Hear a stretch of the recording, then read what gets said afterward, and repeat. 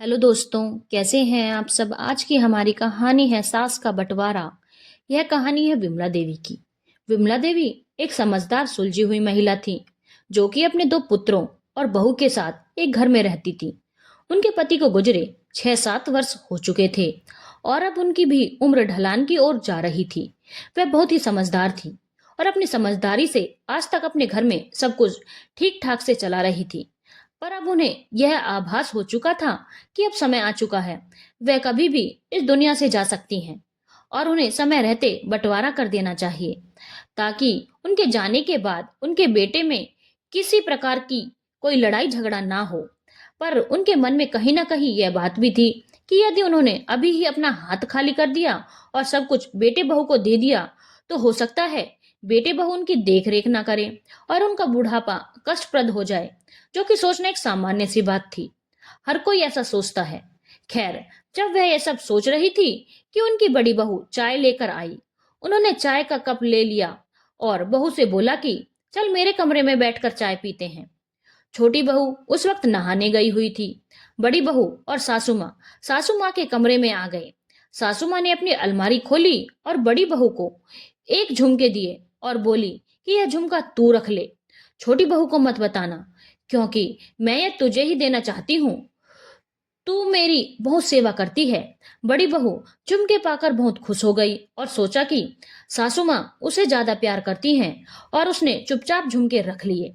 दोपहर के वक्त जब बड़ी बहू अपने बच्चों को लेने स्कूल गई थी, तो सासू माँ ने छोटी बहू को अपने रूम में बुलाया और उसे भी एक झुमके दिए और बोला, यह झुमके तू रख ले। अभी बड़ी बहू घर में नहीं है और यह मैं तुझे देना चाहती हूँ। वह जानेगी तो कलह मचाएगी, इसलिए चुपचाप तू इसे रख ले। छोटी बहू भी बहुत खुश हुई और सासू माँ मुझे ज्यादा प्यार करती हैं। अब दोनों बहुओं ने सासू माँ की कुछ ज्यादा ही सेवा करनी शुरू कर दी थी। कुछ दिन ऐसे ही बीत गए। उसके बाद सासू माँ ने मौका पाकर एक दिन फिर छोटी बहू को बुलाया और एक हार देकर बोली, यह हार तो चुपचाप रख ले, क्योंकि यह मैं तुझे देना चाहती हूँ और बड़ी बहू को मत बताना। छोटी बहू तो मानो हवा में उड़ने लगी और सोची कि वाह, सासू माँ तो मुझे कितना प्यार करती हैं। उसके बाद मौका पाकर सासू माँ ने बड़ी बहू को भी एक हार दे दिया और किसी को बताने से मना कर दिया। बड़ी बहू भी बहुत खुश हो गई। दोनों बहू बहुत खुश थी और तन मन से सासू माँ की सेवा कर रही थी, ताकि सासू माँ उन्हें और भी जेवर दे। दोनों ने अपने अपने पतियों को यह बात बताई। वह भी खुश थे कि चलो, हमारी पत्नी को माँ ज्यादा प्यार करती है तो हमें भी ज्यादा प्यार करेंगी। एक दिन माँ ने छोटे बेटे को कमरे में बुलाया। उसे एक 10 लाख की एफडी देकर बोला कि इसे तू रख ले और इसका नॉमिनी भी तू है, और यह है मैं तुझे देना चाहती थी। और बड़े को कुछ मत बताना, मेरे साथ बैंक चलना, मैं इसे तेरे अकाउंट में डलवा दूंगी। छोटा बेटा बहुत खुश हुआ कि माँ तो मेरे ऊपर बहुत मेहरबान है। उसे कुछ समय बाद माँ ने मौका देखकर बड़े बेटे को भी 10 लाख की एक एफडी दे दी और किसी से बताने को मना कर दिया। अब दोनों बेटे बहू जी जान से विमला देवी की सेवा करने लगे और विमला देवी भी बहुत खुश थी।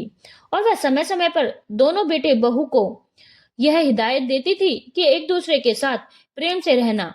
और क्योंकि दोनों बेटे बहू को ऐसा लग रहा था कि माँ की बात मानने में ही हमारी भलाई है, क्योंकि माँ हमें ज्यादा प्यार करती हैं, वह आपस में बहुत खुशी से और आधार से रह रहे थे। समय समय पर विमला देवी दोनों बहुओं को एक एक जेवर दे देती थी और दोनों बेटे को कुछ पैसे दे देती थी और एक दूसरे को बताने से मना करती थी। धीरे धीरे 2-3 वर्ष बीत गए और माँ ने काफी जेवर दोनों बहू को और काफी पैसे दोनों बेटे को दे दिया। एक दिन विमला देवी की तबीयत बहुत खराब हो रही थी। विमला देवी ने बोला कि मुझे लगता है अब मैं नहीं बचूंगी। दोनों बेटे बहुओं ने बोला, हम अभी डॉक्टर को बुलाते हैं। और डॉक्टर के आने पर डॉक्टर ने बोल दिया कि यह इनकी अंतिम अवस्था है, आप इनकी जितनी सेवा कर सके कर लीजिए। अब विमला देवी को समझ में आ चुका था कि अब ही असली समय है। यदि अभी मैं ढीली पड़ी तो मेरा अंत समय बहुत ही कष्टकर हो जाएगा। विमला देवी ने अपना दिमाग दौड़ाया और बेटे बहू को यह एहसास दिला दिया कि अभी भी उनके पास काफी सारे जेवर और पैसे पड़े हुए हैं। बेटे बहू ने जी जान से उनकी सेवा की, यह सोचकर कि जैसे आज तक वह उन्हें छुपा कर देती आई है, आगे भी देती रहेगी। जब विमला देवी का अंत समय बिल्कुल निकट आ गया, तो उन्होंने अपनी तिजोरी की एक चाबी निकालकर बेटों और बहुओं के सामने रख दी और बोला कि मेरे पास जो भी कुछ है वह तिजोरी में पड़ा हुआ है। मेरे जाने के बाद जाकर तुम लोग निकाल लेना और आपस में बांट लेना। दोनों बेटे बहू तो यही सोच रहे थे कि चलो माने, तो पहले ही हमको काफी जेवर और पैसे दे दिए हैं, और अब बचे हुए जो भी जेवर व पैसे हैं उनमें से भी आधे आधे ही मिल जाएंगे। तब तो माँ ने हमारे लिए बहुत अच्छा किया और उन्होंने बहुत जी जान से माँ की सेवा की। और कुछ समय बाद जब विमला देवी नहीं रही तो उनका बहुत अच्छे से अंतिम संस्कार किया। उसके कुछ समय बाद उन्होंने सोचा चलो आज तिजोरी खोलकर देखते हैं कि उसमें क्या है।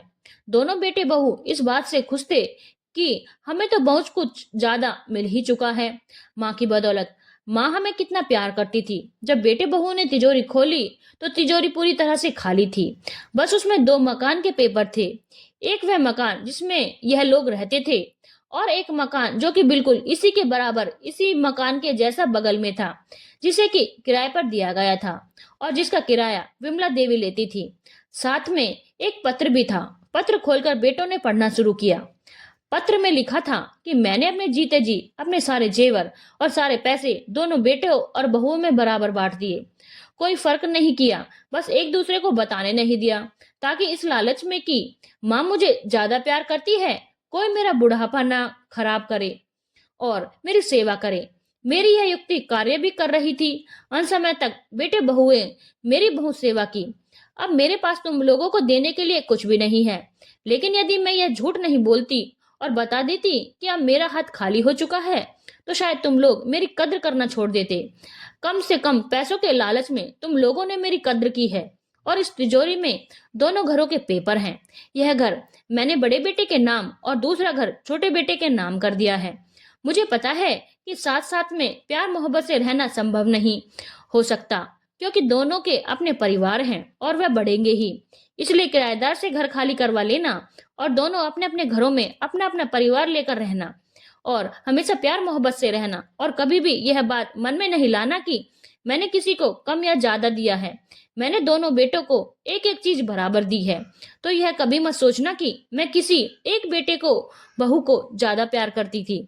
मैंने समय रहते सारा बंटवारा भी कर दिया, ताकि कोई बेईमानी की गुंजाइश ही ना रहे, और साथ ही साथ इस तरह से किया कि मेरे हाथ भी खाली ना हो और कोई लड़ाई भी ना हो। पत्र पढ़कर बेटे बहू को अपनी माँ की बुद्धिमत्ता पर गर्व होने लगा, और साथ ही साथ वह भी सोचने लगे कि हमारी माँ हम दोनों को कितना प्यार करती थी कि सारा बंटवारे भी खुशी खुशी कर दिया और हमारे बीच में किसी प्रकार का कोई कलह भी नहीं हुआ। विमला देवी ने अपनी समझदारी से अपना बुढ़ापा भी संभाल के रखा और बच्चों के बीच में कोई लड़ाई भी नहीं होने दी। सारा बंटवारा भी सही ढंग से समय रहते कर दिया। दोस्तों, यह तो एक कहानी है, पर यदि माँ बाप बुद्धिमानी पूर्वक अपने बच्चों को समय समय पर उनका हक हिस्सा दे दें और बराबर से दें, कोई ऊंच नीच या भेदभाव न करें, तो कभी भी कोई भाई भाई आपस में दुश्मन नहीं बने। धन्यवाद दोस्तों। अगर आपको कहानी अच्छी लगी हो तो चैनल को लाइक, शेयर और सब्सक्राइब करना ना भूलें।